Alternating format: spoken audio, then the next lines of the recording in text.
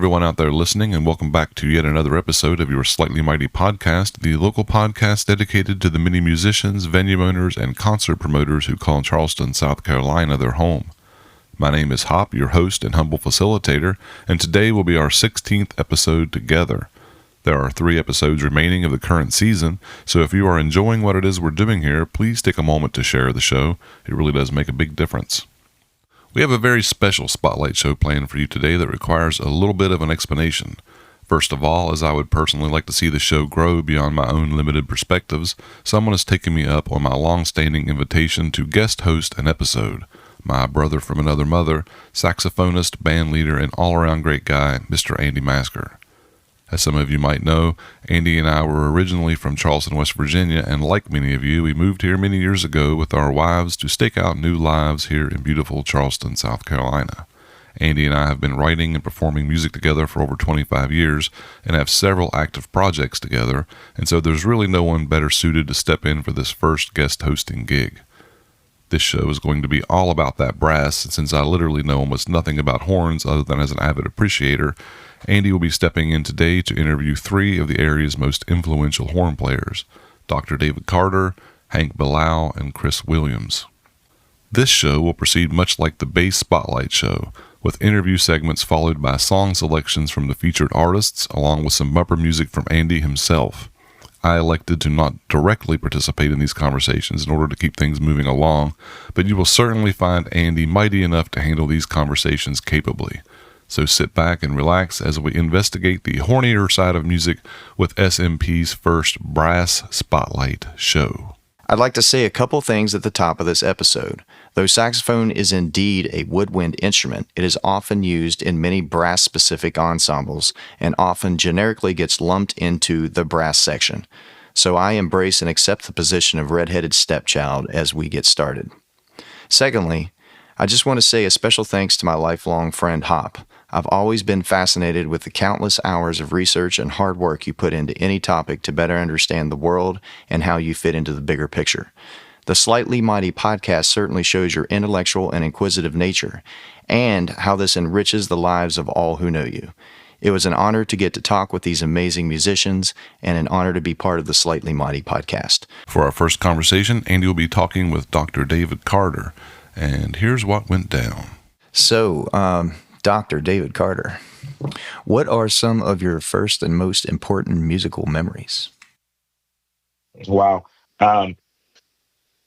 Some of my first musical memories, I had the opportunity to grow up in elementary chorus. So that was my first experience really getting into music in a group setting. Nice. And then doing church music. My dad went to good old Black Baptist church, and so I grew up with the gospel music in that sense. And then after that, kind of an interesting turn, a friend of mine asked me to come out to her Lutheran church, and so then I started getting into hymns and learning how to transpose and play in different kinds of styles and things like that. So yeah. Awesome. And was the trumpet your first instrument? The trumpet was my first primary instrument when I joined band in 6th grade. Before that, I considered the voice an instrument, but I started off in voice, like I said, in chorus, but trumpet was definitely the first brass instrument or horn I played. And did you have a director that you went in and tried a bunch of instruments and they said, you seem most inclined towards this? Definitely. In 6th grade, right here in good old Goose Creek, we good old Goose Creek, we had the opportunity to do mouthpiece testing, and they would go down the line and test you for flute and saxophone and clarinet and all the different instruments. And I did well on mostly brass instruments. I actually did well on clarinet too, but yeah. Awesome. I came in wanting to play the trumpet, I believe, and they were like, no, you're definitely a saxophone player. You're definitely going to do it. But, full circle later, We'll talk about that later. But Yeah, it's good. It's good. it's It's awesome. good. It's awesome. Well, what kind of trainings, and I know it's a lifetime of getting there, but what kind of trainings in your background have helped to shape you into the musician that you currently are? It's a great question. I think high school band was a pivotal time for me, and going into college, I had mentors who um, sat down with me and tried to teach me about the real world. And in high school, going into college, some of my most memorable um, lessons actually were to go out and actually watch musicians. One of my mentors, Ronnie Ward, definitely encouraged me to go out and check out the scene, as he would say. So, and the scene was just to go out as you could as you get into college and go to check out some of the different musicians in town. And so I knew at that point I wanted to really get into party bands and rock bands and live entertainment and evening entertainment. And so I would just go out and watch these different groups. And I think that's one of the biggest lessons you can do. And one of the groups that first influenced me so much in my experience in high school and college was watching Plain Jane with Charlton Singleton and Chris Williams. And they're the premier party band in Charleston for a while. And having mentors and teachers and family who would say, "Hey, you need to go out and check out these people." I think that hands down would probably be some of the best hands-on experience of just seeing how things work in a real setting. Yeah, and I remember when I first moved to Charleston, it's like Plain Jane was the band. Like Hmm. when I started talking to musicians down here, they were like, "Oh, just Plain Jane." that's Right. that's pretty much Plain it. Jane. Yeah. What do you remember about seeing like Charlton and Chris Williams back in those days? Like, what was your impression back then? The word that comes to my mind is electrifying and and crowd pleasing. I think those are the two words that come to my mind. Stage presence, uh, even if you are nervous, showing confidence and enthusiasm, genuinely smiling at people in crowd interaction. Those types of things as musicians, we really have to be conscious of, along with the technical approach of playing our horns and doing music. So watching Chris and Charlton and all those folks engage the audience and sing, even if they were nervous, and actually do a bunch of different things: sing, play, dance, move around, engage the crowd, improv, rap, hip hop, all the kind of things. It's really cool to watch that, and it became an inspiration for a lot of stuff that I like to do now. Yeah, I can definitely see that in your playing too, because every time that I've been on stage with you, you're smiling, you're engaging the crowd, you're having a good time, and I got to tell you, like as a musician, it just feels so good to look across the stage and see shiny, happy people. you know, Exactly. uh, Man, we get to make people happy. Like we get to play parties and have a good time. So thank you for saying that. And I like that. That's one of the biggest compliments I think I could receive. So thank you for saying that. And I feel the same way about you. You have great energy and attitude by yourself too on stage. So thank you. Thank you, man. What's been the most invaluable training that you've had? Mm, I mean, obviously, mm, what you described with going out and seeing real musicians doing real mhm, musician things. Is there anything mhm. else that you feel like has been like just completely invaluable to your musicianship? I think the power of bartering is important, and what I mean by that is going back to my mentor, um, Ronnie Ward. He is a middle school band director, and I knew I wanted to teach in the classroom. But at the same time, I wanted to learn how to play jazz because coming out of undergrad, most of my experience was traditional in the classical um, canon, as they would say, the Western canon. But I wanted to learn jazz music. And so Ronnie Ward had this bartering system where he would say, if you come in and help me teach my students, then I'll make sure that after school, when I get done teaching those students, I'll spend time with you and teach you how to play jazz. And so I would go to the band room at Westview Middle School when I was in late high school, and I would help Ronnie Ward. And in turn, I didn't even realize that I was winning on both sides because he was teaching me how to teach. But alongside that, he was teaching me how to play jazz. And so we would spend time together learning jazz tunes and learning jazz standards and talking about Miles Davis. And he and I started learning the Clifford Brown Joy Spring solo together and how to scat it and what that means. And so Wow. just introducing me to the sound of jazz and how that works. And I got a chance to be in the all county jazz band in Berkeley County, which not a lot of school districts have. It's an every week jazz training that happens for students who can audition. And it's a true big band setting. And they get to learn literature every week. And they have improv classes. And so that right there was an experience in itself that definitely helped me as I became a teacher and as I do party and rock and jazz music now. Nice. So, Nice. So kind of, piggybacking on all that, now that you've gone through some of those trainings, what are some things that you do on a daily, weekly, monthly basis, studies wise, practice and routines that you've developed, that help you to maintain and grow as a musician? And definitely. specifically as it relates to a brass or woodwind instrument. Love it.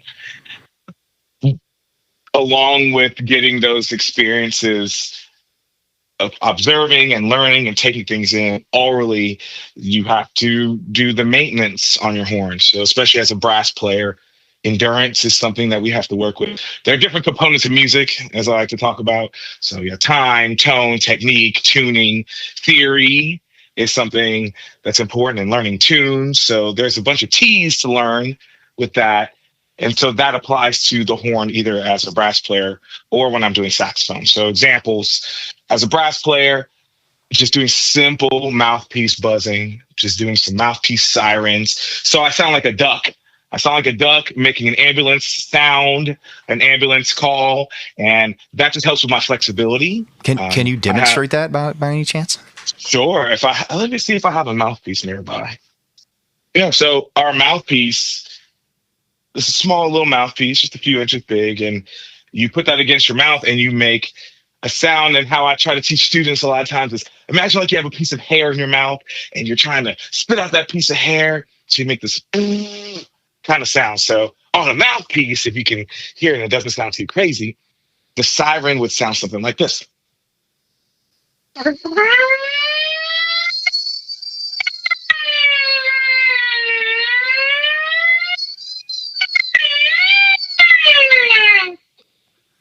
That's awesome. I feel like a little mini ambulance just went through my head. Exactly. And what's cool about that exercise is that just helps with airflow. It helps with flexibility. It helps you move around the horn and the maintenance, because as a trumpet player, especially, we have to be able to play all these different jumps and intervals. In order to make that smooth, you have to have a smooth sound. And so doing mouthpiece sirens really help. So that's one thing. So that kind of strengthens that muscle that you're working on. Yeah. Definitely. So you're the corners of yeah, it's good word, teacher. Yes. So yeah, so definitely the embouchure. So it's the way that we put our mouth together to actually make the brass instrument make a sound. And so the way we put our lips together, the way we make a sound, the way we call it a buzz, B-U-Z-Z. Mm-hmm. So the way we buzz, and that sound is what you then put from the mouthpiece into the trumpet or the horn or the trombone, and that's what makes it amplified. So I like to say the mouthpiece is the microphone, and the actual horn, the body of the horn, is a speaker. So you got to make sure it sounds good going into the microphone before it comes out the speaker. Speaking of all of this technique that gets you to create those awesome trumpet sounds, how much emphasis should go into the gear that you're playing? And then what kind of gear do you have? I think, like many other folks with other subjects, some people like really, really fancy cars that are decked out with all the trimmings and things inside of it. Some people just need something that's going to get them from point A to point B. And I feel the same way about a horn. And I guess in the Harry Potter sense of things, Sometimes you have to just choose something that works, and maybe it chooses you. But trying out a few different horns is really important. But then when you find something, don't get caught, to me, don't get caught in the mixture of like horn hunting forever to try to find the perfect sound. I think what's unique is that once you really do get your sound on your instrument, for the most part, if you pick up somebody else's horn, well, in a lot of ways, your sound should still come out just because of the way your body's set up, just the way how tall you are, your chest cavity, and how big you are, and the type of air you're putting in the horn. You make a unique sound that other folks might not be able to replicate. So I think it's a matter of making sure you sound good. If you sound good on something that's maybe not as expensive or not as high quality, if you know you can sound good on something like that, then you put something pretty good in front of you, you should be able to hang. So that's just my personal philosophy on that. Yeah, I've definitely gone down the rabbit hole with the gear, especially as a saxophone player. And then it's interesting when you hear Charlie Parker play on a plastic saxophone and realize that it's not always about the gear. It's not always about the gear. And as a trumpet player and as a saxophonist, it's funny as you're saying this, and I'm looking on the other side of the room, and there's all these mouthpieces, and then the other side, there's all these saxophone mouthpieces too. So that's just something we get into, and we go down the rabbit hole. But I think once you find something that kind of works, and just roll with that, and then just make minor adaptations along the way, and just make sure we're not substituting the equipment for our lack of efficiency on the horn. Yep. Yeah. Makes sense. And then a lot of that, especially as a saxophone player, a mouthpiece can really determine, the sound that you're going for and help you to achieve that sound. So then my next question, I'm going to start with, the genre that you said that you studied a lot in college, which is classical.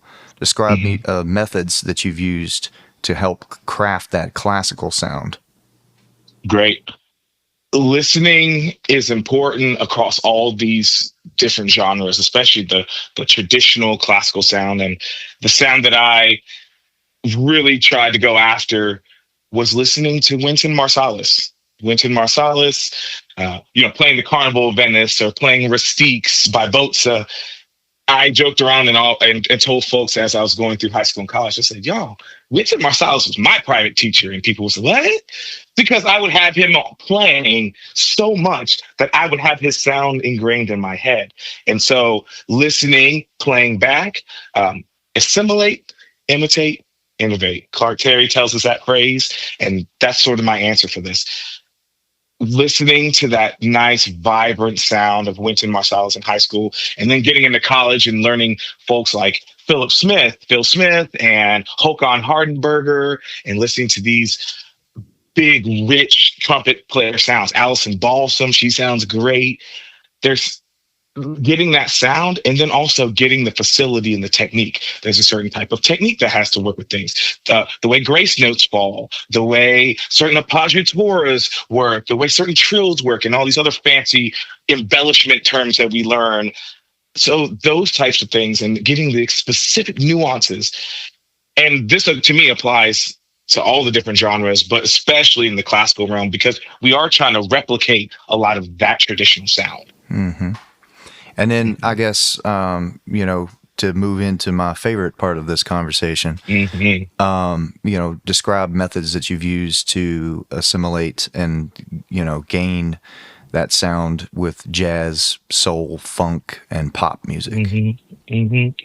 Not only is it important to find a good sound that you want to imitate, but those sounds can be manipulated to the different genres that you want.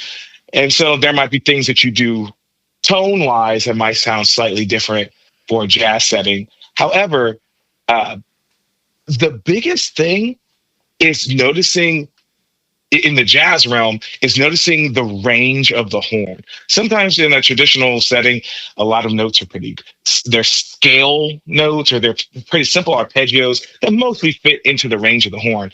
But then when you listen to what you just said, I can listen to Louis Armstrong play something, and he's going to approach something totally different than like the smooth, quieter, more subtle sounds of like Chet Baker. And so he's going to approach that totally different than when you have effects. So now we're getting not effects, but just extended technique things or just timbres. So we're adding things to our horns like mutes. So the end of my trumpet, I'll put something in the end of it called a mute, and there's different kinds of mutes. And one person who really made that a great sound that you need to study is Miles Davis. Yeah, Miles Davis. Right? So 1959, Kind of Blue, you're listening to him play, and he's got that harmon mute in, or he's got that real quiet sound. And so, again, going back to tone, and sound.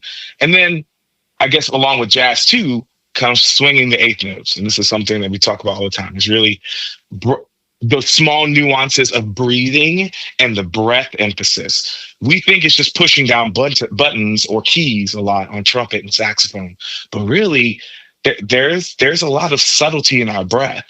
And so this might sound kind of weird saying this on a podcast, but do va do va do va do va do. You know, I sound like a smoker. Sound like an old smoker woman when I say do va do va do. But people don't realize that when we have to breathe and accent these certain notes and emphasize these certain notes, every other note. And that's what makes something sound swing.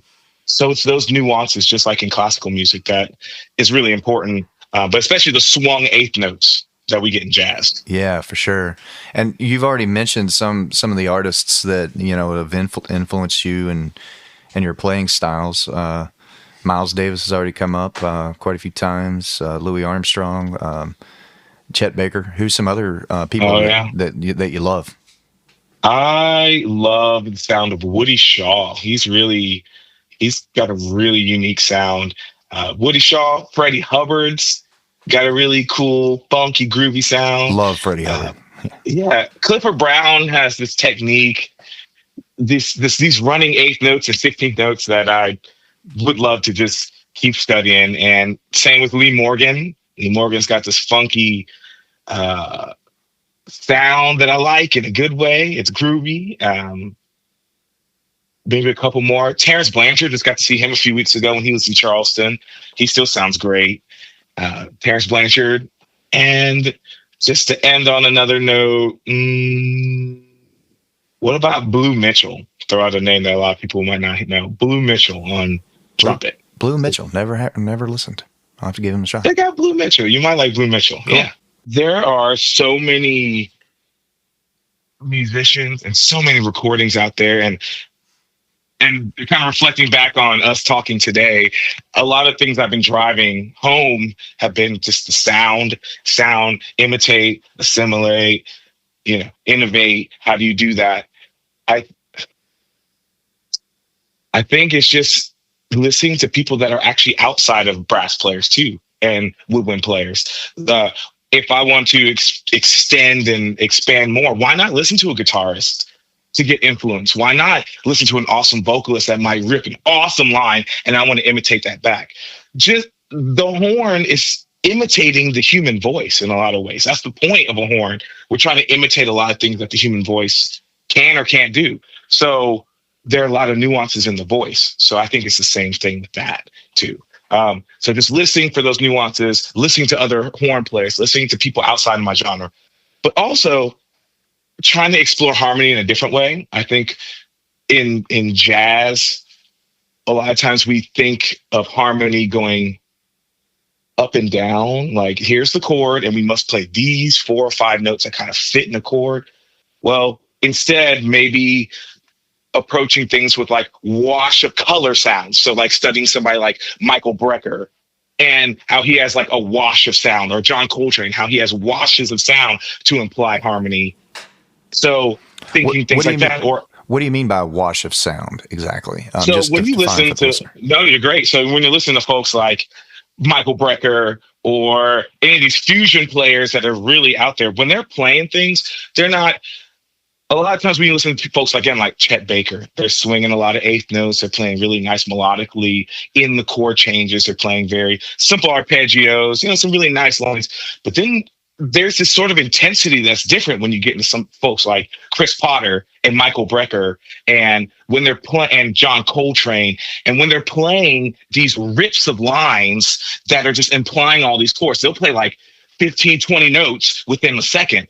And it's these really fast rips of lines that are colors that, and it's very intense. And it's this wash of different colors that imply these different harmonies that I think is just such a cool sound that I would love to get more into on the trumpet. I would love to just explore more of those timbres and just playing a lot faster lines and double time lines and just ripping wash sounds across the board. That's one thing I'd like to do. Yeah, concepts, I guess, like pentatonic shifting and things like that. Yeah, pentatonic shifting and just like playing double time lines or just ripping scales really fast. Like if you were to write this out via music, they would be 16th note, 32nd, 64th note, 128th note kind of thing. Right. They're just washes of sound. And so okay, if we're talking about musicians who I admire that can do things like this, like we were talking about pentatonic shifting and these wash colors of sounds, Michael Quinn,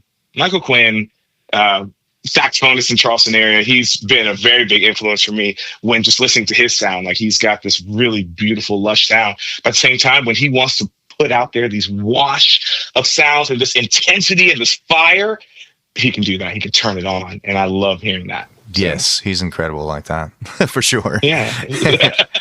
So speaking of, Mike Quinn, and it makes me think of a whole lot of other guys in this town.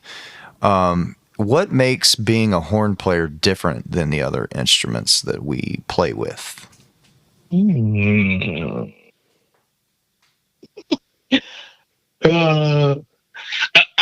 Jokingly, I think the first thing is people really don't know the instruments we play.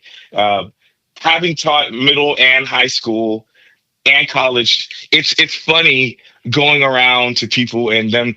Even in a setting as an adult now, I'll go out and play my trumpet, and folks will go, "Oh man, that's a really cool trombone." Oh yeah, and I'm like, "Oh, that's not a trombone, honey." I had a lady the other day that pointed at my instrument and said, "I really like that," and I said, "What?" And she said, "That instrument." that one right there, and people will come up and see me playing the trumpet and they'll move their hands like it's a trombone, like it's a slide. So things like that, I think that's the first thing that's kind of jokingly. People really don't know the horn that we play a lot of times. But I think otherwise, I think the horn can be used in a lot of different unique ways. Sometimes the horn can be a front and center thing. I would say that we can fit in the band like a lot of the other instruments. We can be a front and center sort of role, or we can play a solo, we can play a line, we can be featured. But at the same time, what's unique about us too is that, we are icing on the cake a lot of times to things. We are the thing that kind of puts the bow on it. We're the added element that adds flair and zing. And again, it's not to take away from another instrument. I think it's really cool when you have horns. For a party band or a wedding band or a cover group, the horns add a different flair and icing, I would say, to the cake. I would definitely piggyback on the. I feel like we are the icing on the cake, as you described.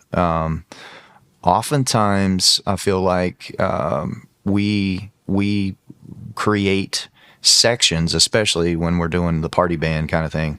We create the introduction. We give the emphasis to where the ending is. How do you find balance in your life and peace of mind?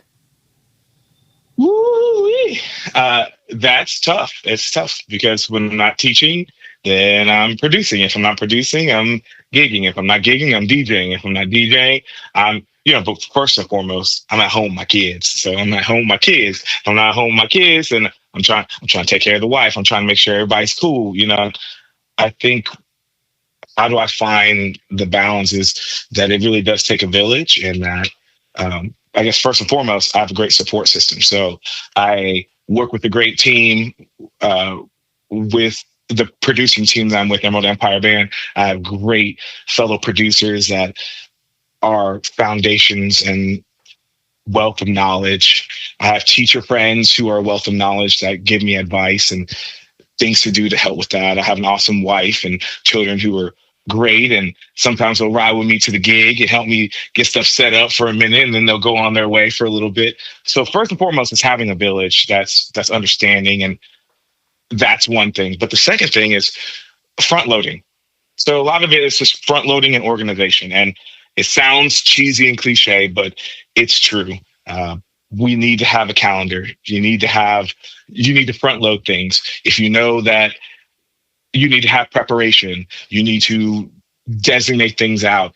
And I can be very type B when it needs to be things. I'm very loosey goosey and creative, but overall I try to be type A with things, and I want to make sure there's a calendar and there's a list of things, and for a gig there's a set list of tunes and that type of preparation. But then once you do it once and you have it and you keep the records of it and everything's neat and in folders and organized and backed up, then it's easy to prepare for the next thing, and it's not as daunting of a task to complete tasks. Also, we have really cool things with technology now. Going through my doctorate and master's degree program and all these certifications, I didn't have things like ChatGPT and OpenAI and Gemini and Claude and all these things. So having those things now have helped me to actually brainstorm a lot of things better, to become more efficient with my time.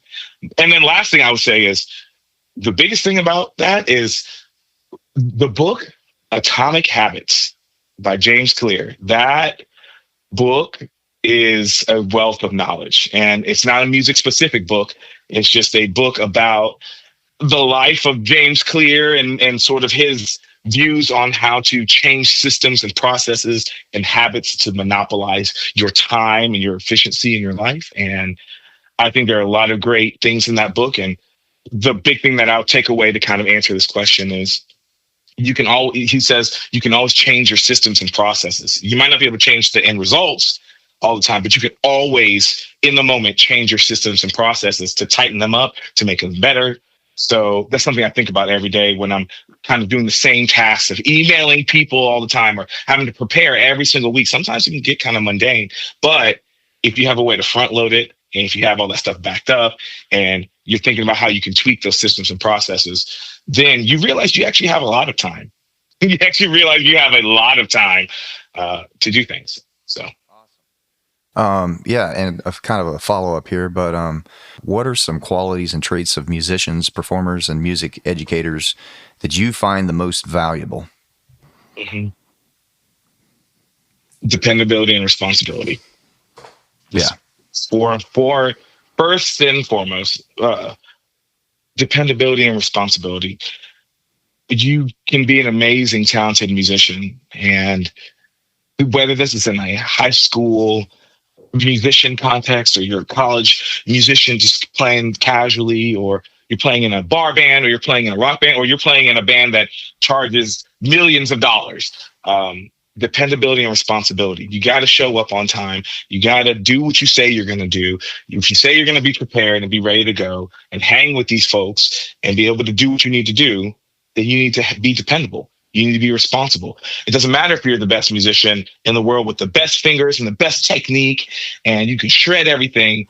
But if you're not going to show up to when we actually need you to show that stuff off, that's not relevant. But at the same time, then being approachable and going back to that simple phrase of middle school or elementary school where they said plays well with others.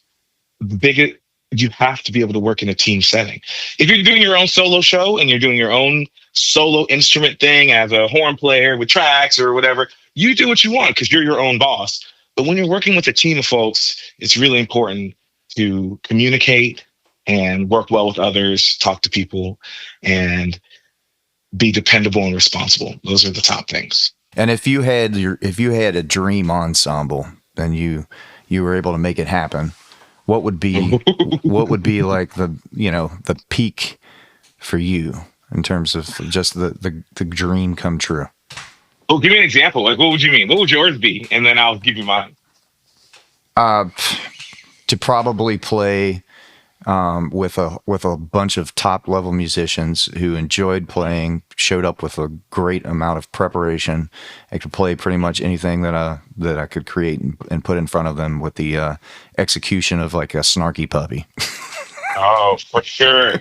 You know, yeah, I would say that too. That would be so great to play with that. And in lots of ways, I actually didn't know how to answer because I do feel like I get to play with some of the best musicians. Are there even better musicians that we could play with in the world? You know, I say that kind of snooty, like sure, but the people I play with are some phenomenal musicians. A lot, most of them are way way better than me, and I have a lot to learn from them.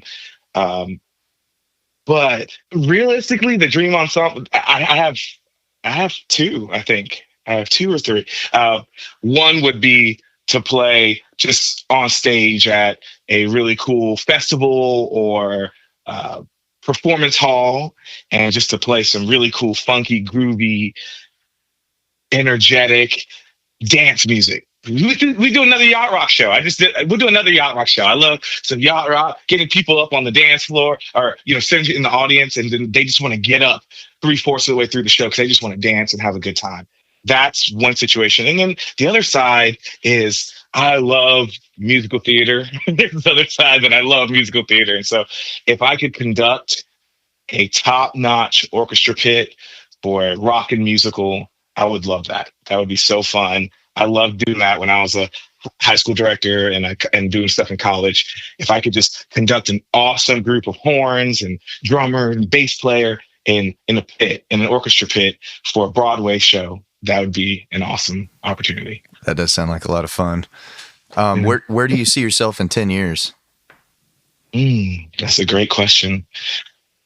I see myself still in education, definitely in music education, in some capacity, whether that's in higher ed or that's working with elementary students or middle school students or high school students or traveling around and inspiring lives through the avenue of music. I could see myself doing a lot more recordings. I have starting to get into the studio now, and I'd love to get in the studio more and looking back 10 years from now and saying, man, I've recorded some really cool stuff with some really cool artists over the last 10 years.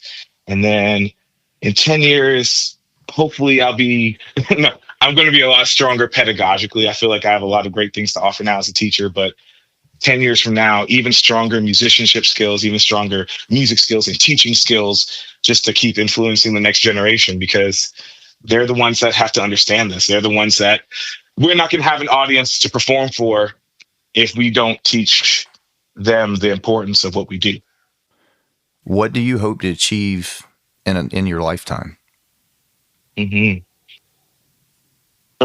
Originally, well, I guess it continues to evolve, but originally it was all the typical music teacher, band director type awards. I want my band to do this, and we want to win these awards, and we want to be recognized for playing this really hard music. And at the end of the day, 2024, 2025 has been, the last couple of years have been full of a lot of just sometimes kicking the gut, with a lot of deaths and friends who passed away, musicians. And this is not to make it a sad moment, but a more reflective moment that at the end of the day,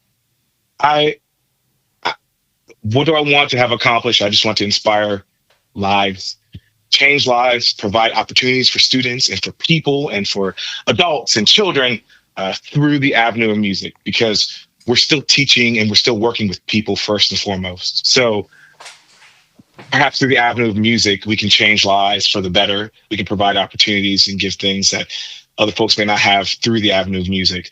So at the end of the day, I just want to be remembered as a good dad, a good musician, a guy who's very kind, a guy who's very welcoming, and realizes that music is a safe space for everyone.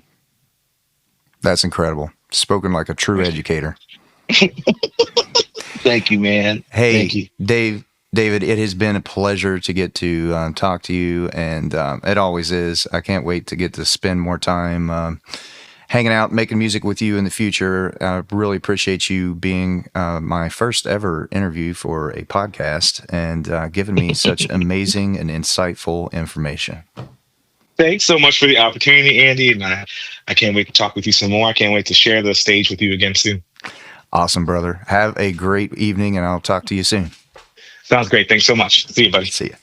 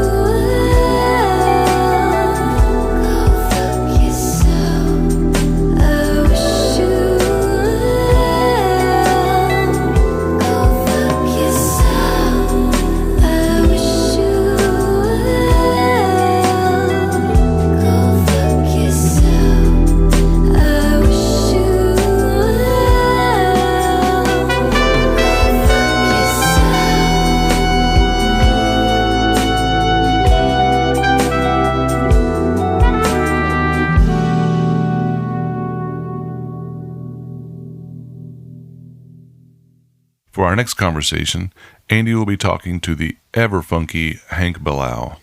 Please enjoy. Hey, Andy. Hey, Hank, how are you, man? Doing good, man. How about yourself? Man, I cannot complain a bit. All right, so Hank, so nice to get to talk to you again, man. What are some of your first and most important musical memories? I'll say 2008 Grammy Awards with Aretha Franklin. I had just turned 17 at the time, and I came out of a small town, um, very small town actually. Some people would consider it, I guess, the suburbs now of Columbia, but town called Winsboro, South Carolina. A group, which was a family group. We played behind Aretha Franklin, and we got the invitation, and it was such an exciting moment. And just still being in high school on top of that. And then 15 years later, I ended up getting a Grammy nomination um, with one of my favorite jazz players, Gerald Albright. And those are two moments that kind of really stick out to me. As far as a great memories as a musician, and also I had a chance to perform with great players from across the world during that time. So Absolutely. I mean, yes, both of those names are command yeah, such respect, and I've been personally really getting into Gerald Albright's catalog myself here in the last month, and it's absolutely incredible. absolutely. Well, how did you end up with that opportunity at such a young age, to get to perform with Aretha? Well, the group that I had performed with on the Grammys, we all had performed at the New Orleans Jazz Festival that prior year, in around which is around late April, early May. And we played out there. We did our thing, and the producer of the Grammys, he was interested in having us come um, perform that, perform the following year, 2008. So, yeah, that's how we ended up in that situation. So, I'm glad to have experienced both opportunities. Both opportunities were are pretty much two of the biggest opportunities a musician can have. So I'm just grateful for both of those. Absolutely. Love Aretha so much. Love her music. Shoot, I think we play it every time we play a wedding. Absolutely. So what drew you to the trombone? Well, I my uncle, he I looked up to him as a great musician, which he played trombone, and he played with different bands such as Bobby Womack's group. He played in, Wow. and he also was a great piano player as well. And I kind of wanted to be just like him, so I started playing the trombone. It was it was either going to be that or the trumpet. I had another uncle who played trumpet. He was a great trumpet player, but I decided to choose the trombone, and ever since I've been playing it. So I'm a few decades into playing the trombone now. Um, so I started at an early age, and I took it in middle school. I took it in high school, and I've been consistent ever since I touched the trombone, from grade school till now, and I'm still playing it.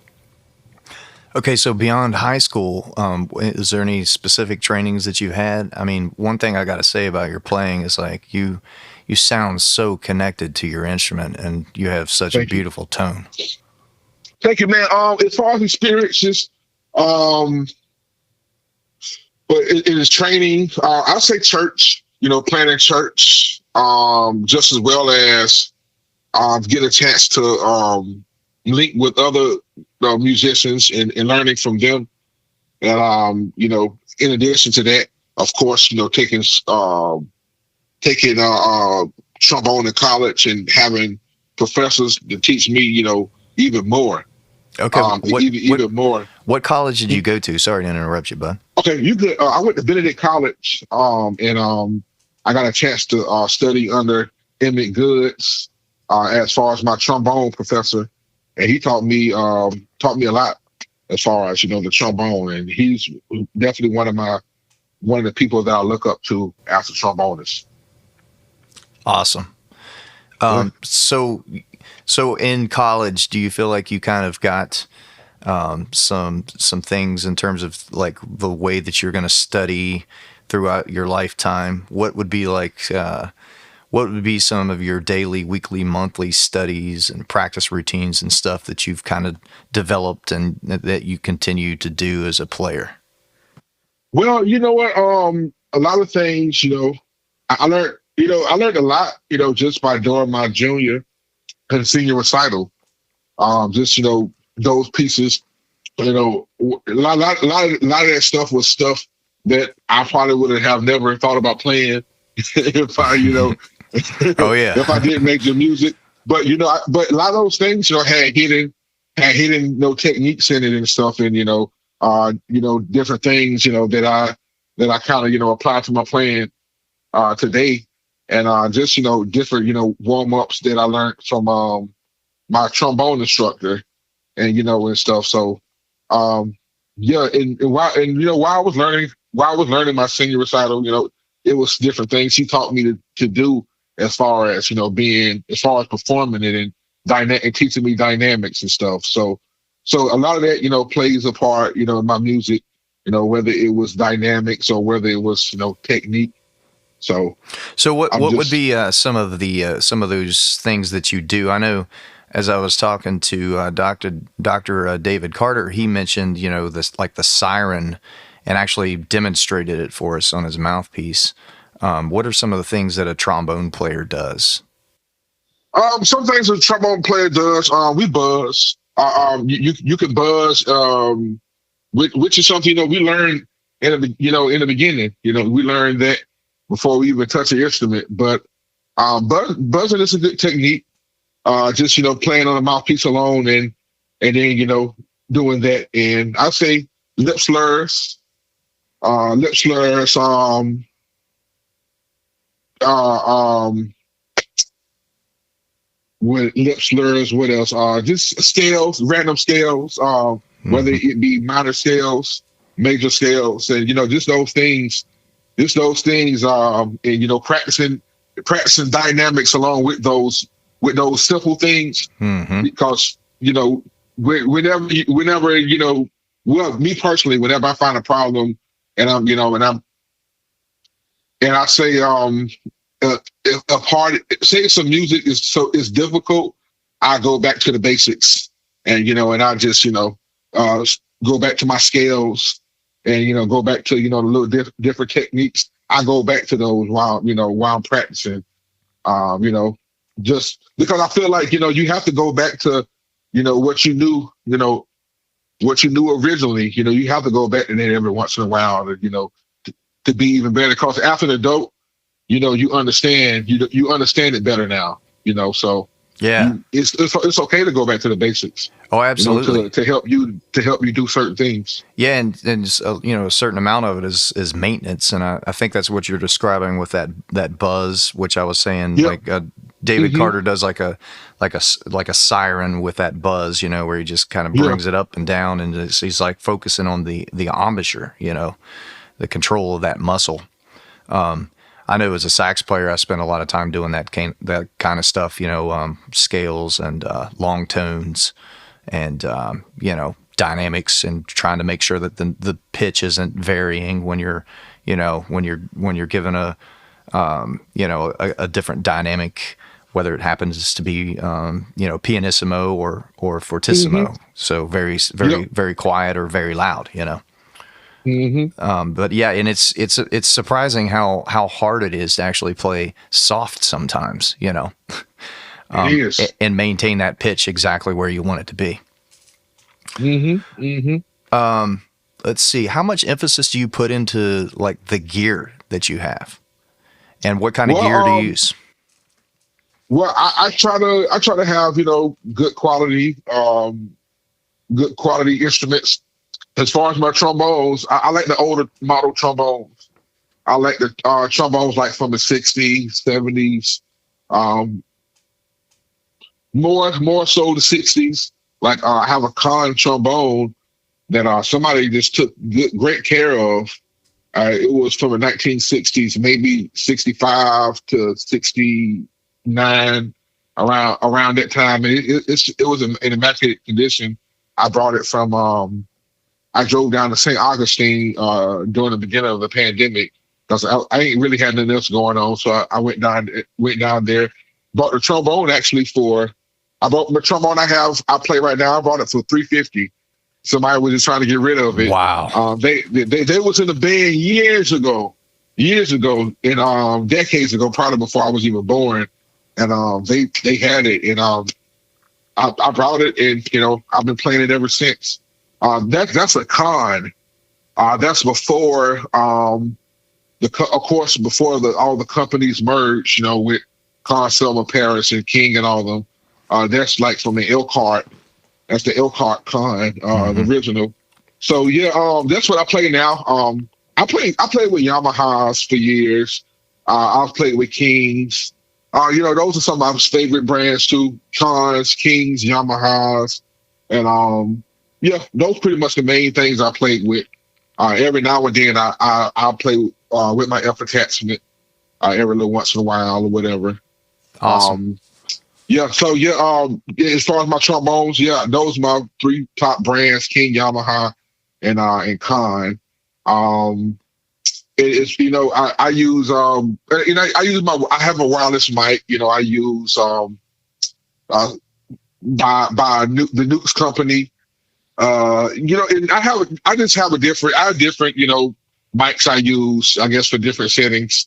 If I'm doing more of a festival setting, I use a mic that has a good mic that has a good a good receiver to it or whatever. If I have like a little light gig or in a small room, I use my Nukes, which I can just plug directly into my my sound system. Um, and I have a little PA. I use my EV50. When I'm doing the small rooms, and depending on how big the size of the room is, I may use both of my EV50s. So just a few of the things I use. You know, when I'm doing my thing. With the places that don't have sound already, I bring my EV50 and I carry my little stuff in my bag and all that. That's awesome. Yeah, I Yeah.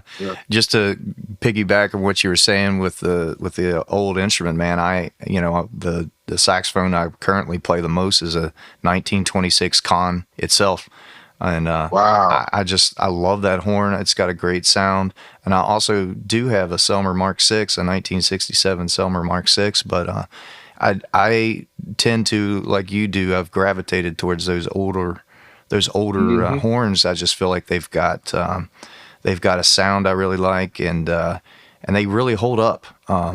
Some of the newer Absolutely. stuff, and at least in the saxophone world, it's made out of kind of flimsy metal. Some of it. But anyway, that's awesome. Yeah. Thanks for sharing, man. Do Yeah. do you have a specific kind of like way of assimilating your sound, or do you feel like it just kind of has come out of your head? What's your method for curating your sound? Well, my method is thinking about put myself in the shoes of a singer. More so, I say that's my approach. Just put myself in the shoes of a singer, like playing the trombone like I sing, or like a singer would sing, depending on the range. I play it like a tenor would sing, or I play it like an alto would sing, or soprano, would sing it. So, and I guess the trombone could it could easily be an expressive type of instrument. because you have a slide, and the slide, you can make the crash sound and all that, all those different things with the slide and stuff. You can do all these different effects.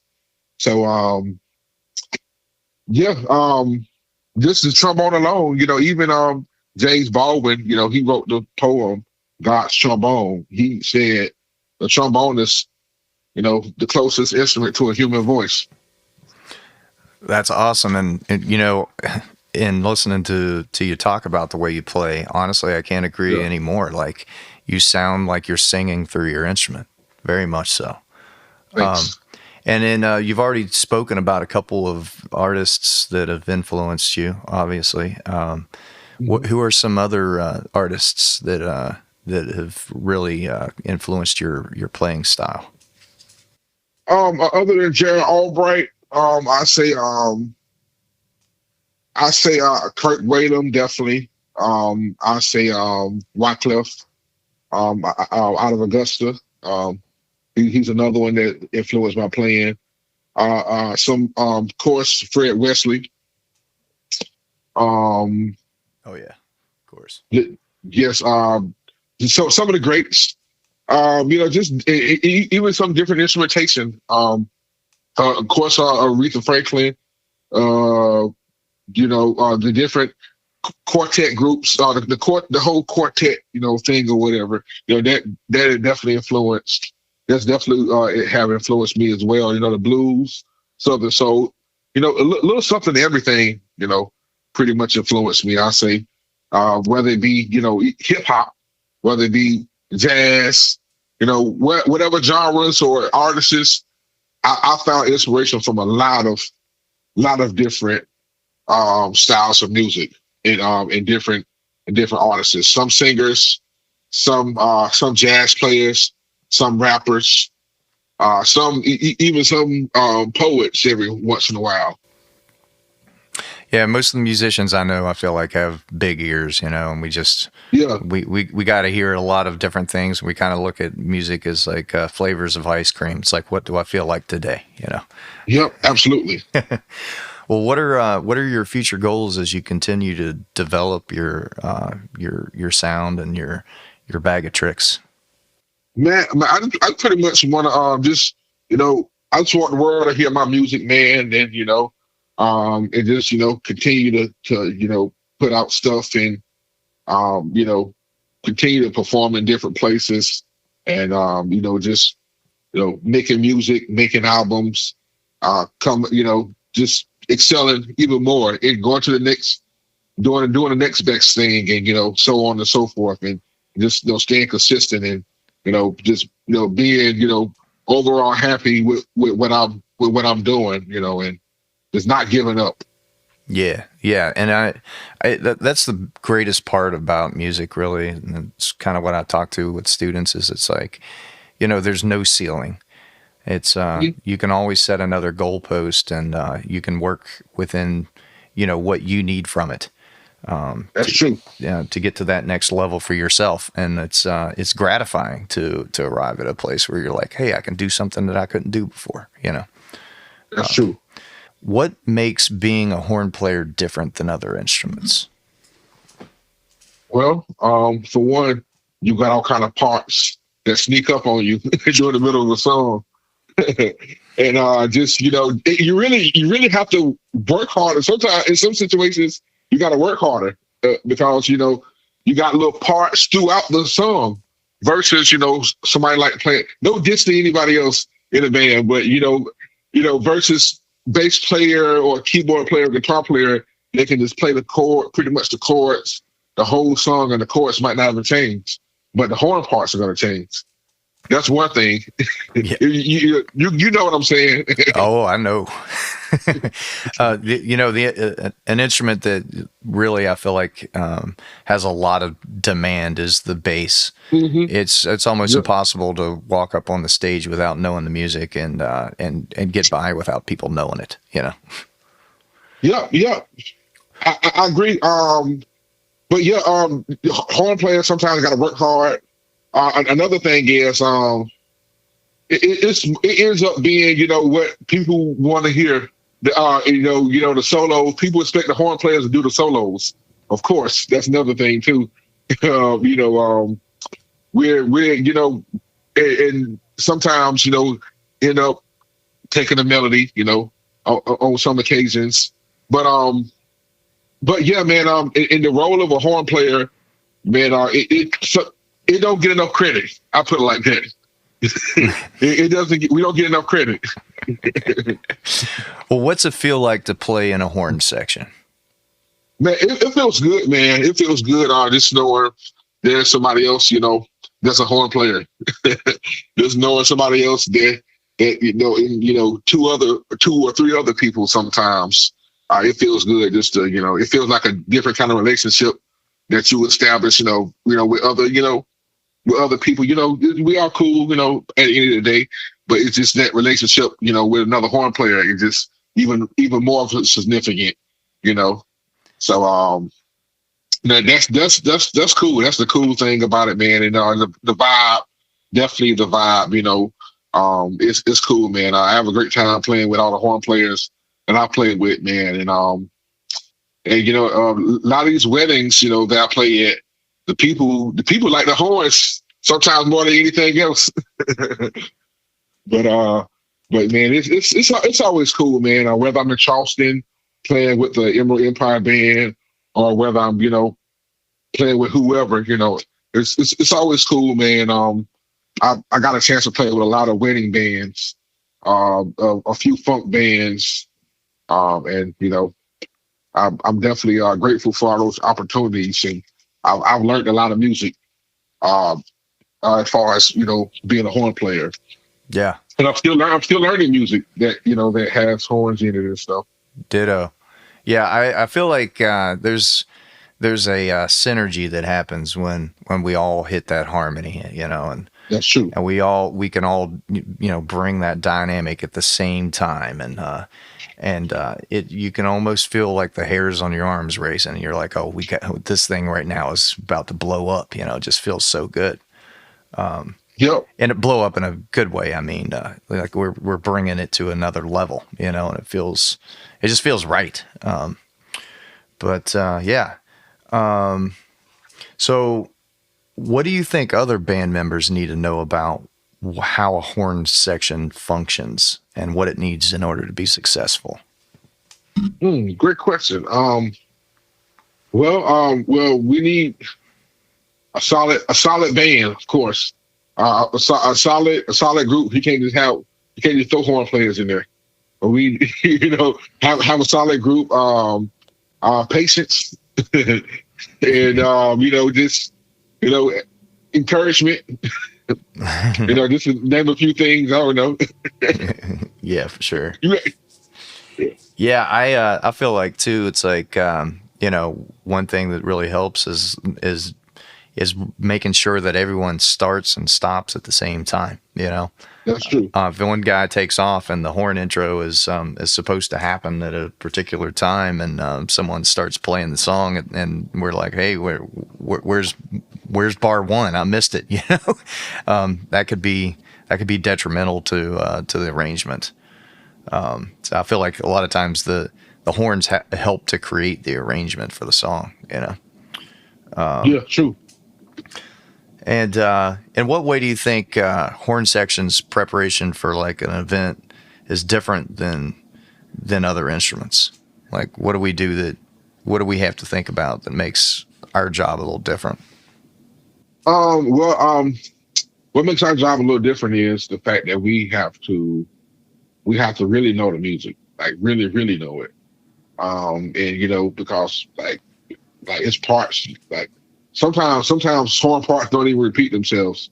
I played stuff where it was different horn parts throughout the whole song, so we actually got to listen to it. And we can't just have chord changes. We can't just have lead sheets. Right. Yeah, we kind of got to know every bit of it, don't we? Yep. And then a lot of times it's just safe for us to have sheet music on stage, so we'll know when to come in, and but trying to remember that it's a challenge. You really have to try to remember, because some gigs you don't get a chance to have any sheet music on the gig.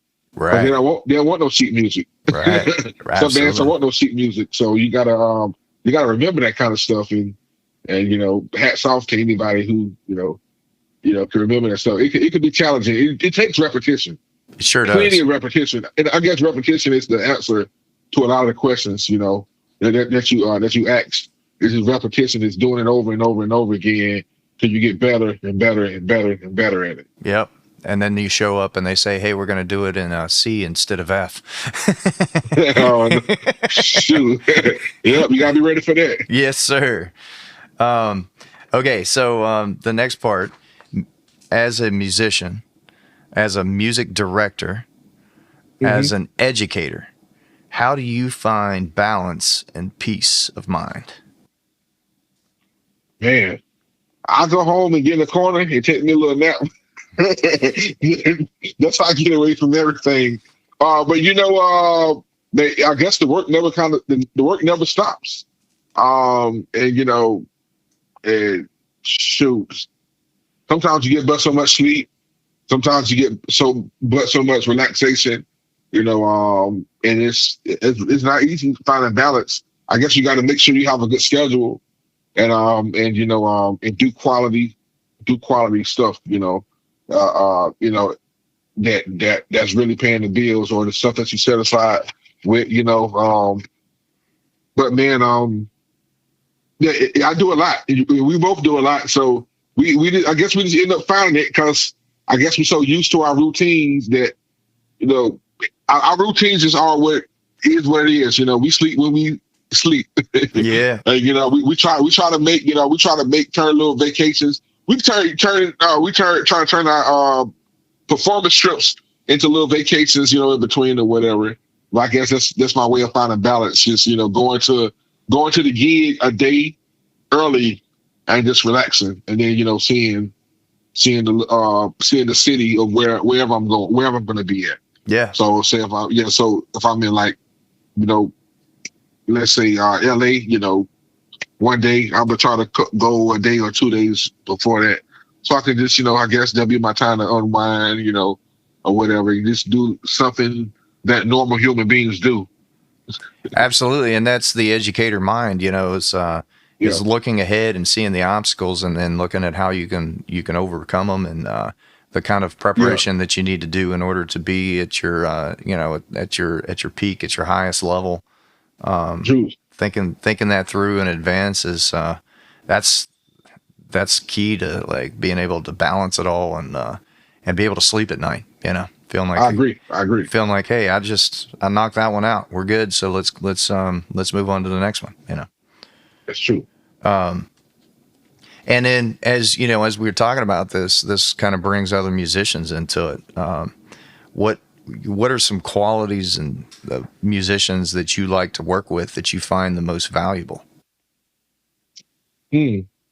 Um, what I find the most valuable is the hard work. Just always striving to get to the next level. And just being consistent in what you're doing, and um being a person that's dependable. I feel like those are all wonderful qualities, and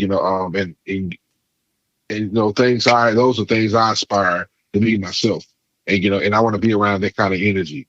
What kind of advice would you give to a young or older musician who wants to be successful in some portion of the music industry? Well, don't be afraid to try things. Be consistent.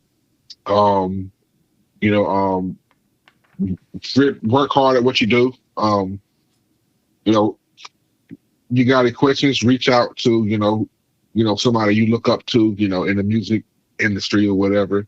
Um, the sky's the limit. You do what set your mind to, what your heart to, and at the same time, know that dream, but you could dream, but dreams cost. Dreams cost time. Dreams cost money, but you can achieve it. It's realistic. You got to you got to do it. You just got to just not, not give up, and keep, keep going, and you know, it's it's something in it. It's something in it for you. If you're a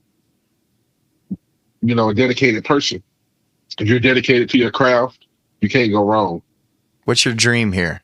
What would be your ultimate achievement, and maybe even like the ultimate band you got to play in?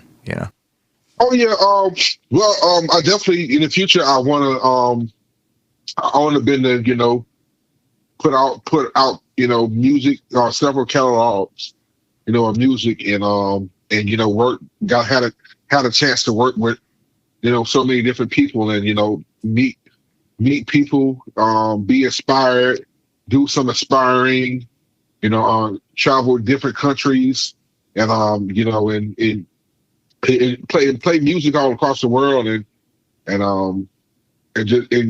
be happy at it, and continue to do that, and just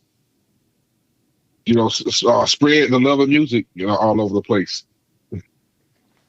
Absolutely, man. It's making music is so much fun, and you just want to That's keep true. doing it. It's like you get a little taste of it in your heart, and you're like, oh my gosh, I got to do more of this. That's true. Yep. And Absolutely. I think that's what keeps us all in it, because you have you have your ups and downs with it, but overall, it's like there's so much joy in it for the musician that they just keep coming back to it every day. Yep. Well, Hank, it's been a pleasure getting to talk to you, my friend, and can't wait to get to share the stage with you again in the future. And I thank you so much for taking this time to be part of this. Man, my pleasure, man. Thank you for having me.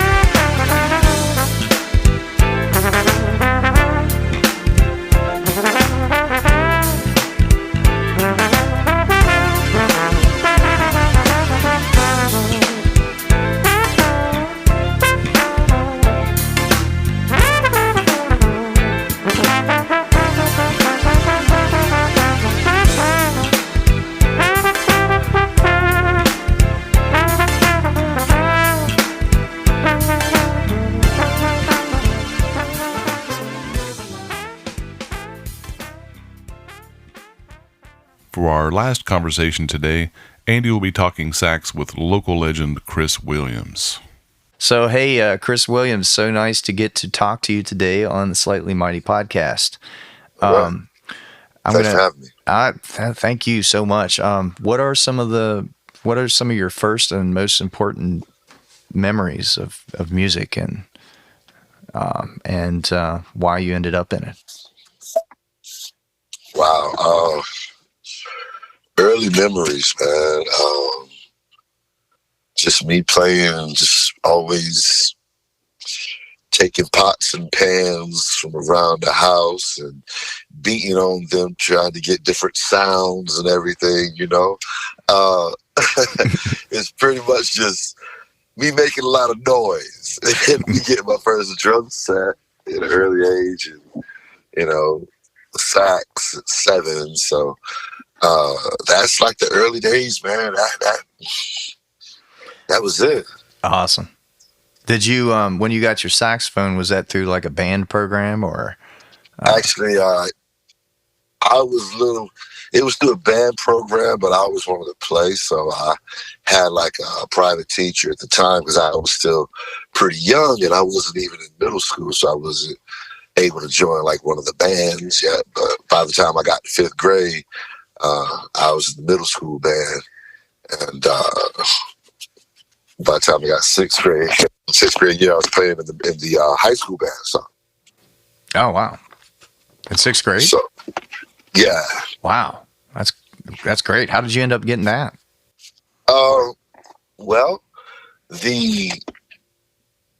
my music teacher in middle school just so happened to be the assistant band director for the high school. And who was that? Miss T, that was her name, man. I honestly don't even remember her full name, but her name was Miss T. That's what everybody called her. And you got to understand, man, 6th grade for me was over 40 years ago, man. Actually, more than that, 40 years, man. Yes, sir. I know what it feels like to be long in the tooth. That's for sure. Yeah, man. As they say. As they say, allegedly.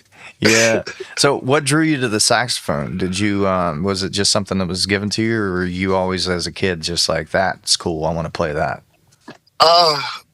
It was the sound, man. It was the sound, the way it sang. It spoke to me, you know what I'm saying? Mm-hmm. It's like, I don't know, man. It just, when I heard it played, I was like, wow, that's it. That's it. That's all I can say. Wow. That's my trajectory in life now. That's it, man. I just knew. It just hit me. Yeah. I don't know what it was. I can't even explain it, man. It's like, it just spoke to me, man. That's awesome. Well, obviously, like, you started really young. So what are some other things that you feel like have really shaped you into the musician that you've become? All right. Well, when I was first coming up, I was doing a little more straight ahead stuff, and when I was a kid, that's what I was studying. I listened to a lot of Coltrane and Parker, Dizzy, oh yeah, Cannonball, the standards, all the greats, man, especially sax players, and so, Sonny Rollins was always one of my favorites. Dexter Gordon's tones, just oh my God, don't get me started. Dexter Gordon's that dude, man. Just listening to him today, yeah. Hey, so was I. No, but I was listening to all that, just loving it, and then I had an older brother who was like significantly older than me, right? I heard Grover Washington Jr. and David Sanborn for the first time through him, and that changed my life. I knew then I loved that type of, sound, the type of music, the way it conveyed, because I've always felt like, they call it smooth jazz or something like that, but yeah, I always thought it conveyed to a larger crowd of people. Yeah, and you were right about that. And you know, the thing is this, you know, you go to a concert, you know, the everyday average person will not understand. Oh my God, did you just hear what he did to change the giant steps? That was incredible. All right. Right. They're lost. They're like, okay, that was cool. But if you play Don't Stop Believing with instrumentally and change it up, make it kind of like jazz, smooth jazz, everyone will hear it and everyone will know the song, everyone will sing it. And it touches more people, a bigger audience, you know what I'm saying? Yes, and I know you're speaking the truth because I know this is what you do. You know. Yeah, man. And so, you know, it's like, but you know, I can straight ahead, I can swing, I can do that too. But this is what spoke to me more when I heard like Sanborn, like I said, in Grover Washington Jr. I've had a chance, you know, to meet different other cats, Dave Cos. Yeah, I love Dave Cos. Oh, he's so good. He's so good. Gerald Albright. Gerald Albright. So we were just talking about Hank got, you know, he got a Grammy nomination with Gerald Albright on his album, you know. Right. I was just saying, I just really just started listening to, you know, because I'm more of a I've always been kind of more into straight ahead and some more outside kind of stuff like Afrobeat and stuff like that. And yeah. But I got into, you know, I've just this month have really just started delving into Gerald Albright, and I was like, I'm telling you, man, Gerald Albright is amazing. He's his amazing. Articulation, and the way he articulates and moves around the artistic mode is it's unreal. Unreal, man. Unmatched. It's unreal. Unmatched. Yeah. Actually, yeah. And I do hear a lot of those, all of those guys that you mentioned in your playing for sure. Oh, thank you, man. You know, that's what I listen to. Like, I had a chance to, like I said, we're talking about Dave Cos and Gerald Albright.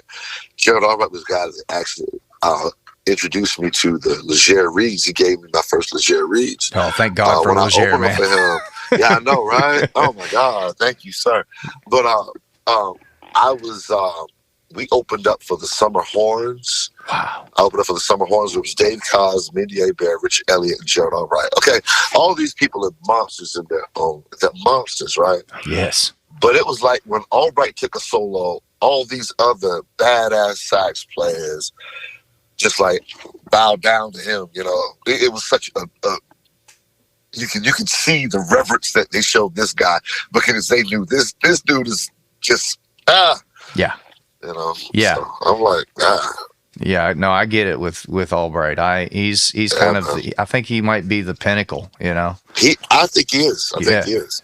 He can play the style. Have you ever heard him swing? Oh my God, he bops like none other. Oh yeah, and he's got funk like no other too. I mean, yes, he is. I mean, he's got that Maceo sound built in, and total package, man. Total package. And always, and what I was like is every note I think from him, I get every note is thought about in the place it's supposed to be. Right. Yeah. Total. Total rhythmic. Perfection. Exactly. And then I don't know if you know this about him, but I was talking with David Lavray, and he mentioned that Gerald Albright is a bass player. Oh God, yes. Gerald Albright toured with Anita Baker as her MD on bass. On all of his albums, he plays bass on all of his albums. Man. Yeah. Yeah. Gerald Albright is an amazing. His secondary instrument is good enough. Is tour worthy. Right. National tour worthy. MD tour worthy. He can MD a national tour like Anita Baker on his secondary instrument. That's how good he is on that. Yes. And, speaking of which, you have a secondary instrument as well. As a matter of fact, it might even be, something that you consider a primary instrument. Really, I know you more as a sax player, but I've definitely played some gigs with you on keys as well. And I know that you play in church, and you for years played in all kinds of bands where you were just playing keys and saxophone. Yeah, true, very true, man. I picked up keys. I don't know. I hit chords in my head, and I'm like, okay, all right. Let me play these and try to play these. And so I just got to playing keys and just learning songs. And I don't know. I don't know. Keys comes pretty easily to me. Also, like sax, but I'd say it's probably still my secondary. And 1A and 1B, I'm confident enough to do any kind of gig on keys. I have the comfortability with that. It doesn't matter. I've actually done all kinds of gigs, man, from country to rock to jazz to R&B to gospel. I mean, yeah, I've done a lot of gigs on keys, different kinds of gigs. It's funny how all those things that you just mentioned, there's a common thread through every bit of it. It all What's feels that? very similar to me, you know? Yeah. I feel you say, yeah, definitely similar. Yeah, I mean, Yeah, you could play a 1-4-5 and blues, and then play it in a country band, and it almost feels, you know, the feel is slightly different, but it's like it's very similar, you know. Very similar, Yeah. absolutely. I always tell people, music is the only universal language. Absolutely. A C chord, a one chord is a one chord, no matter what language you say it is. You hold up a one to another musician, they might not speak the language, but they know a one is one chord. That's right. You know what I'm saying? Mm-hmm. You can put 4 different people on the stage, and they can not speak the other. They don't. All they say is their name. They can't even speak the other language. But if you say, all right, 1-4-5, they'll be able to play it. That's right. That's right. The only universal language, man. I'm telling you. I love it. I love it so much. How much emphasis do you put into the gear that you use? What kind of sax are you playing? What kind of mouthpiece? I believe that good gear goes a long way. You don't want nothing that you have to constantly get repaired. It's just not going to hold up. Well, it also depends on the frequency that you play. Also, I play a lot, so I need something sturdy, something that's going to be able to put up with me driving it, 2-3 hours a night, 5, 6, 8 times a week. You know what I'm saying? Mm-hmm. I need to be able to hold up, and so I right now I'm playing a Cannonball, 25th anniversary edition of the Big Bell, Cannonball, and I love the Jody Jazz mouthpiece. Yes, let's go. 7, man. It's just, I can get a soft tone on it. It cuts. And, it's just a great piece, man. Thank you, Jody. Thank you, Jody. I gotta shake that guy's hand at some point. Oh, man. I actually had a gig with Jody before down in Savannah. Yeah. Man, he can play, man. Oh, I've heard him. He definitely can play. He can play, bro. He can play, trust me. Yeah. Jody can play. Now, you've got the DV that he produced, yes. right? Okay. Yes. And you got the 7-star. I've got the DV New York. Yeah. Oh, yeah. That New York is nice. Yeah. Yeah. And I play, right now, I currently play a 1926 Con for my tenor. I think I showed it to you about 7 years ago. But of course, I've got a Mark 6 as well. Right. But I just love that. I'm just kind of stuck on that Con sound. Funny enough, Hank was kind of saying the same thing. Like he's got a 60 something Con that he plays a trombone, and he likes that. He likes that antique horn. That's what he goes to. Man, I feel you with that. I understand that, man, because I have a Super Action 80. I have what year is that one? It's like late 70s Super Action 80, or mid 70s Super Action 80, and I love that horn to death. Yeah, yeah, that is such a good horn. You know what? And Simon Harding, he had encouraged me because I had to get an overhaul on my Mark 6, and I'd been playing it for it was probably my second or third overhaul, but I'd been playing it for like 12 years without an overhaul, and it was time. Yeah. And he was like, "Man, you're gonna need another horn." And I ended up buying a Phil Barone at that time because he showed me his, and it was really cool. Well, it was a great horn, and it had the oversized bell. As a matter of fact, one of my friends told me I almost put him deaf with it one night. But I was up on stage playing with the dub plates, and you know how rowdy those guys can get. Oh yeah, and big hair. Big hair's up there slinging his big hair around, and long story short, one of the dudes accidentally bumped me, and it was no big deal to me. That happens. Right. But when I looked down at my horn, I realized 3 of the keys were bent out. Oh. And then I started to realize, they don't make them like they used to. They do not, man. I had to finish the gig out playing Iwi electronic wind instrument. That's all I had. I mean, I was done. And after that, I sold that instrument, and that's when I ended up with that con as as my secondary horn, just because, hey, you got to have something that, like, if you're playing a dub plate show and you get elbowed, then you're gonna make it through the gig. That con sounds good though, man. That's a good sound of con. I have an old con naked lady. Yes, I used to have one of those. Man. Those things are great, man. I love that horn, man. Yeah, they're great. They speak. For sure. They do, so man. does the Cannonball, man. Your sound on that Cannonball it's unbelievable, man. Thank you, man. I appreciate that. I appreciate that a lot. Speaking of your sound, what's been, I mean, obviously playing with all these, and listening to all these amazing players that you've talked to or talked about, but and then playing with all these amazing musicians in Charleston, but what's helped to kind of develop your sound throughout the years, do you think, the most? Wow. I've always believed that everyone has to have influence. They're going to influence how you play. You're going to a person that you listen to a lot, they're going to influence your sound some, right? Well, I always believe that no matter what, develop your own tone, have your own sound to where you're recognizable. Right. And your licks and the way you kind of approach things and stuff. Yes. Even tonally, but I think what really helped me develop my sound was, just trying to be not like everybody else. Thinking a little differently, like, you hear a lot of cats, like whenever Dave Matthews was first out, okay? Just for an example. Leroy, rest in peace, rest in power, Leroy. I knew him, I hung out with him a couple times. He's a good dude, good player. But the thing is, he had his own sound, right? Right. And I heard a lot of bands, a lot of sax players trying to imitate his sound, trying to sound like that. I'm like, that's good, but that's him, man. How you sound like a clone now. Have your own sound so that you're recognizable. Right.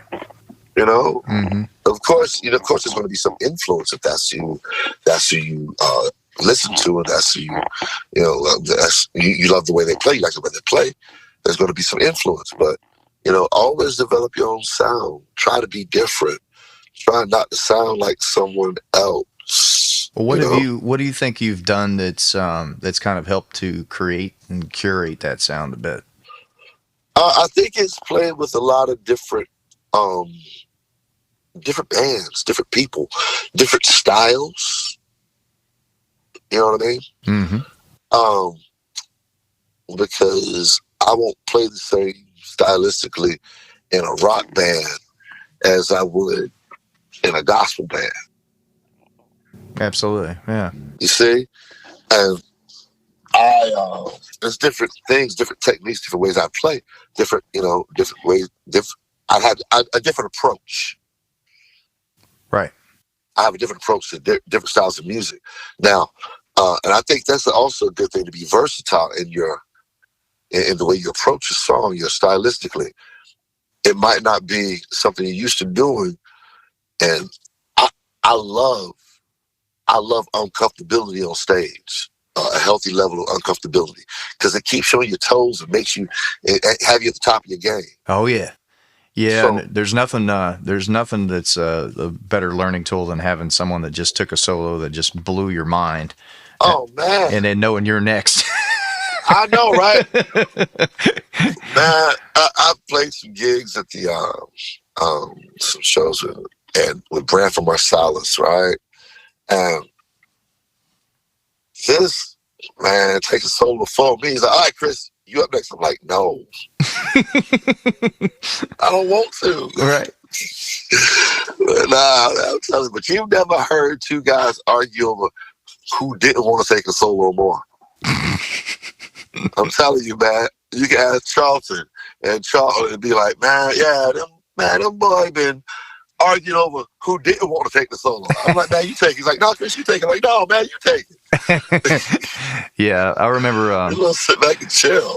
my college big band had Arturo Sandoval come Oh, and play with us, and he did a clinic, and he talked about his practice routine, and then played for us a bit, and then basically said, "I'm gonna know if you're faking it. Who wants to come up and play with me?" And the entire band was sitting on their hands, going, "That guy over there, not me." He was an intimidating cat, let me tell you. oh my God, I can believe it, man. You know, that's crazy. Oh wow. So did you ever play for him? Well, I did play. You know, we played a concert with him or whatever. Oh, cool, cool. At that That's point, still I cool. wasn't ready. I wasn't ready to get up and cut heads with Arturo. I have to admit. Nah, not ready yet. I feel you, bro. I feel you. So, what's your future goals as you continue to develop the Chris Williams sound? Well, I'm actually working on some music right now, so I hope to have a project out soon. And that's it, man. You know, just I have a couple students I'm working with, which I love. I love, especially, you know, I have one that's a blank canvas, and I'm like, oh my God, I love it. Oh yeah, It made me forget how much I love it. It also makes me remember how many bad habits I have with playing, man. I'm like, Jesus.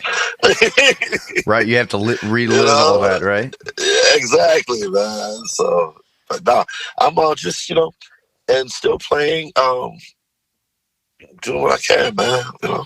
Yeah, absolutely. So your new project, is it going to be like a solo Yeah. solo, like kind of like what you've been doing at Henry's, for example? No. No, something Live different. band. Okay. Yeah, live band, man. And this is gonna be original stuff, man. Okay. Live band original stuff. Yeah, original Excellent. stuff. Excellent. I'm doing actually it's gonna be some tracks, you know. I've done some tracks because I've done I play keys and everything. I lay down the basic tracks and you know, this is what I want pretty much and have a live band, have other people do tracks for me and send it to me and so, you know, that's what I'm working on right now. It's interesting. I have another idea for a project that I want to do, and it's a Stevie Wonder project. Nice. And what's crazy about it is that, you know, everyone always covers when they do a Stevie cover, say they want to cover an album by Stevie, they usually pick what the original Music Aquarium or Songs in the Key of Life, pretty much, right? Right. I want to do his 1985 album In Square Circle. Okay. Wow. Check that album out. Give that album a listen to some of the stuff that's on there, man. Yeah, for sure. It's actually Overjoyed is one of the songs. Oh, that's a great song. Yeah, man. And it's just, I have some ideas about, you know, some different arrangements, but that album, covering that album, man, it's slept on big time, man. I'm telling you. Stevie Wonder is a musical genius. Absolutely. Stevie Wonder's a musical genius, man. Exactly. Well, back to the original music just for a second, just because I'm interested. Is it going to be like an instrumental kind of stuff, or? Yeah. Okay. It's gonna be smooth jazz, man. It's gonna be like, you know, you're gonna be able to. It's gonna have groove. It's gonna have a Latin tune or two in there, you know, a little Latin feel, but everything's gonna be pretty much groove oriented, you know. Oh, I'm excited about that. Groove oriented, where you can be able to sit back, you know.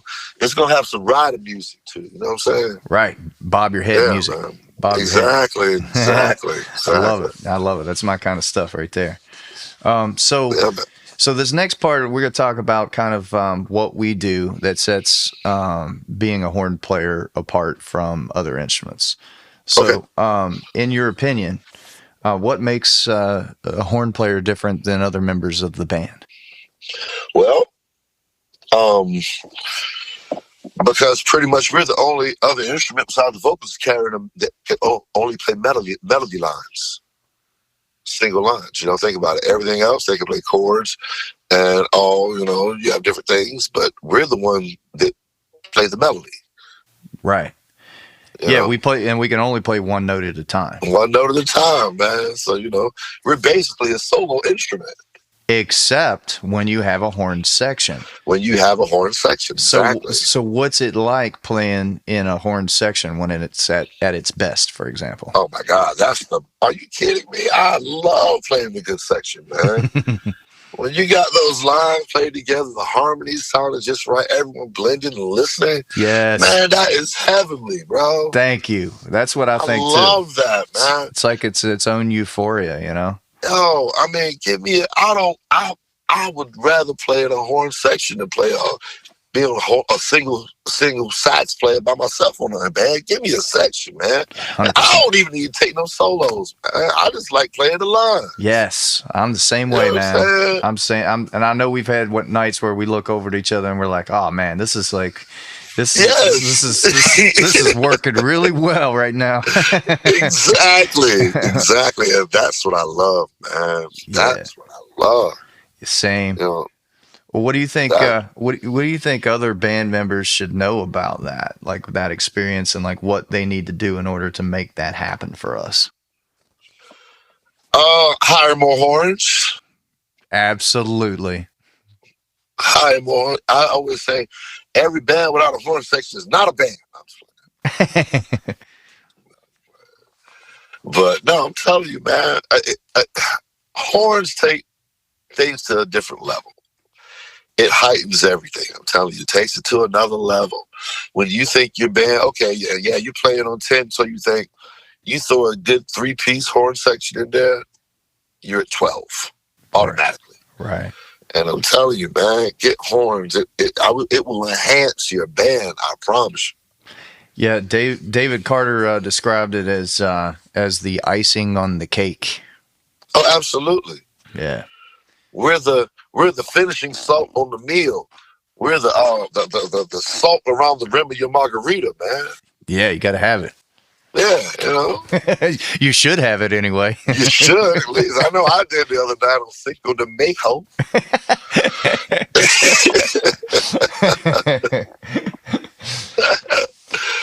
So here's another question for you. All right. As a musician, as a producer of music, as an educator, as a husband, as a parent, I think you're a grandparent now, aren't you? Yes.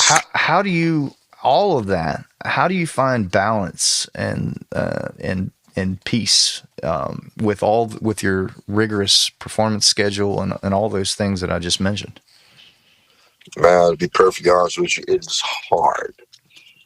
Yeah. And no matter where you are, you still have to struggle to keep that balance because you try not to let one suffer because of the other, and you have to understand the importance of everything. I'm telling you, I still have problems with that sometimes, man. It's just hard because it's just not enough hours in the day. And then you think, okay, I have a day off, and you don't want to sleep the day away, but you're just so tired from the regular schedule. You will sleep later, and you have less hours to do things you need to do to spend with family, but you need to make that time, man. Yeah. Man, I know it. Every day is so full, you know? Yeah, man. And I try to think, if I don't have a gig this day and someone offers me one, if I already have it off, let's try to keep it off, Yeah. Do something else, try to prioritize that. For sure. No, I totally get that. So, but it's hard sometimes, man, having a schedule. I find myself looking at gigs, I'm like, oh my God, what was I thinking when I booked this? You know what I'm saying? Right. No. And then you're like, yeah. And then there's some gigs you're like, did I yeah. Yeah. Why do I hate myself so much? Why do I? Oh my God, I feel so filthy now.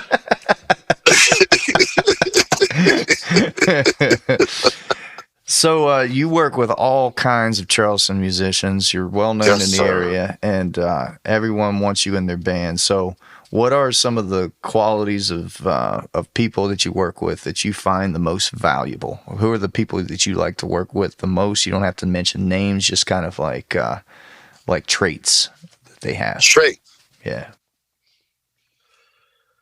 Oh man, one of the most important traits is adaptability on the fly. Yeah.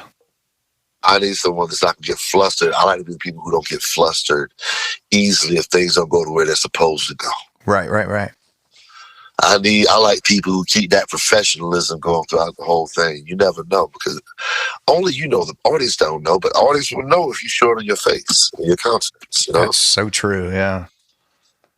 I like people who are easygoing, who trust you, who are not taskmasters, who trust you to do what you do, who hired you for your professionalism, also knowing that you're going to learn the parts and do what you need to do.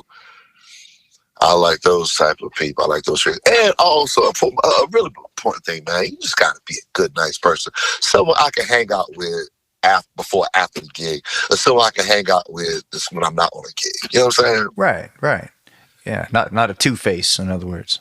Yeah. Someone only time I see you or speak to you is if we playing. You know, I want to be able to, if I'm like, yo, man, I see you out in the bar. Like, oh, what's good? We can hang out and talk and chill, even though we're not working. Like, what would be? I don't want to say what are some things for people that you don't want to work with. So instead, what I'm going to say is, what kind of advice would you give to like someone who's coming into the music industry and wanting to do something with themselves? What would be some ways to tell them to think about how they can approach it? All right. Say you're someone trying to build a band. Okay. Find people with a good level of musicianship, and possibly even better than your own, because iron sharpens iron. If you play with people better than you, it's going to make you better if you want to get better. Absolutely. Yeah. But also, if you're the band leader and you're hiring these people, don't just treat them like employees. Treat them like people. You know what I'm saying? Yeah. Make them want to work with you. Make them want to be on gigs with you, not just because you're paying them. Make them want to make you look good. Right. And just be nice. Yeah. But however, just be nice, man. Be nice. Be nice. Don't be an asshole. Right. That's the best advice that I could give somebody. I'm telling you, man, that's the best advice I can give you. That goes a long way. It does, because people are like, oh man, that dude, yeah, he plays, but God, I don't like him. I just don't like him, He's just not a nice person. Huh? For sure. Well, Well, what's the thing that you want to achieve as a musician in your lifetime? That's a good question. That's a very, very good question. One thing I like to do is I like to put out a really, really successful project. Put out a really, really successful project. Something that's a little bigger than Charleston, then. Yeah. And Charleston's awesome, Charleston's. Oh no, absolutely. You'll never hear me say bad about it. We are so lucky to be able to play in Charleston. Absolutely, man. I'm telling you, people come and say that all the time. Like, man, you don't even know. Yeah. I'm telling you don't even know. It's wonderful, man. It's amazing. Well, hey, Chris, it's always a pleasure to get to talk to you, my friend. Hey, man, thank you so my much. brother. Appreciate you taking some time to be on the Slightly Mighty podcast. Don't even mention it, my brother. Big thanks to all of our guests today, and especially to Andy Masker for hosting the Spotlight episode. Feel free to let him know how he did in the comments. Please be on the lookout for more guest hosting and co-hosting in future episodes, as variety has always been the spice of life. I've personally enjoyed just being able to sit and listen. In fact, if there's one thing I've learned during my time with this podcast, it's to talk less and listen a little more. We've got just 3 more episodes left to go this season before taking off for the summer to assess our situation here. But don't fear, as we'll be back with another Slightly Mighty episode in 2 weeks. We'll talk together again soon. Goodbye for now.